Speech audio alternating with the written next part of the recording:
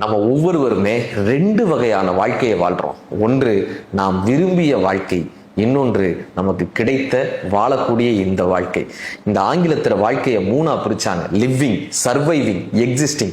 வாழ்தல், பிழைத்தல், இருத்தல். இன்னைக்கு யார்ட்டையாவது போய் கேளுங்களேன், எப்படி இருக்கீங்கன்னு கேட்டா ஏதோ இருக்கேங்கன்றான்.